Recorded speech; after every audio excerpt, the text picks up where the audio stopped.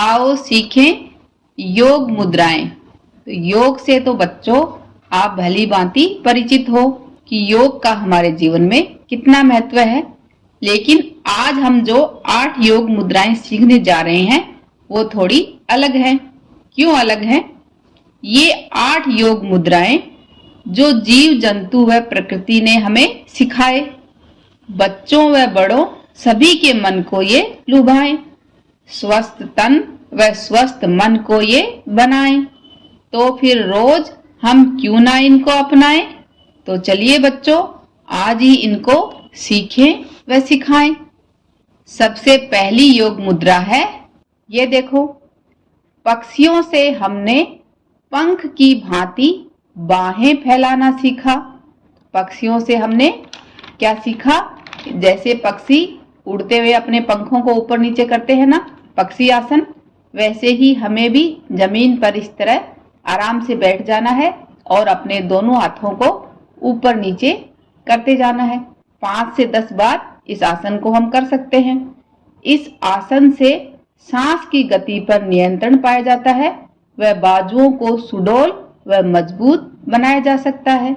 अगला आसन है, वृक्षों से हमने तने की भांति एक पैर पर सीधे खड़े होना सीखा। जिस तरह वृक्ष अपने तने पर खड़ा होता है वैसे ही हमें एक टांग पर खड़ा होना है, जिसे हम ताड़ासन भी कहते हैं। इससे हमारे शरीर के पोस्चर में सुधार होगा, शरीर को संतुलन बनाए रखने में मदद मिलेगी, साथ ही बच्चों की लंबाई बढ़ाने में भी ये आसन सहयोग करेगा। इसके लिए आप बाएं और दाएं पैर को बारी बारी से दोनों तरफ से करना है। 3 से 5 बार इस आसन को रोज करें। अब चलते हैं अगले आसन पर। ये कौन है यहाँ पर? कछुआ। तो कछुए से हमने अपने अंगों को सिकोड़कर बैठना सीखा।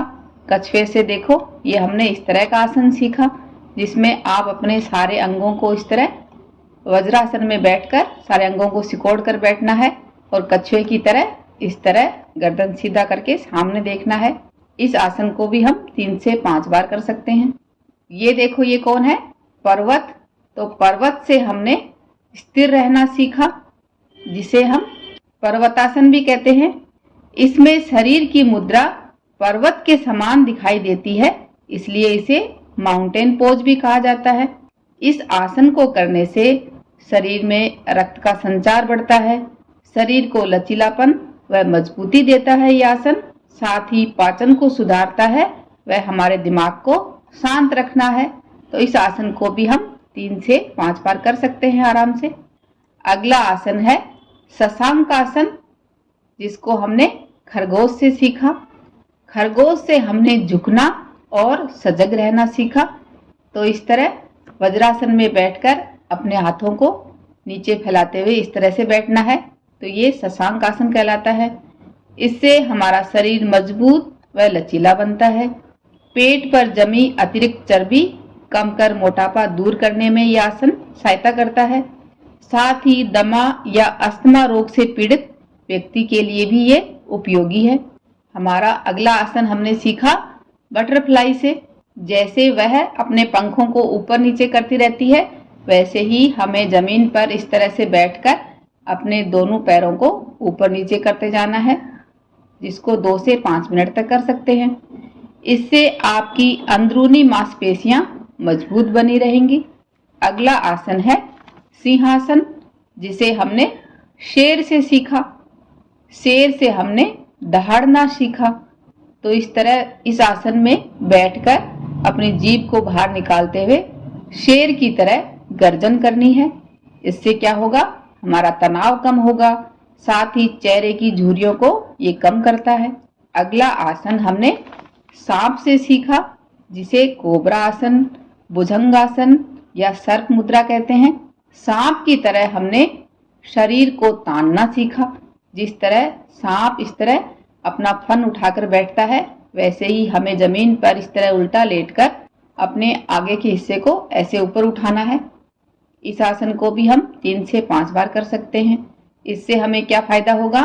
तनाव व थकान कम होगी। सीना, ये आसन सीना फुलाने में सहायता करता है।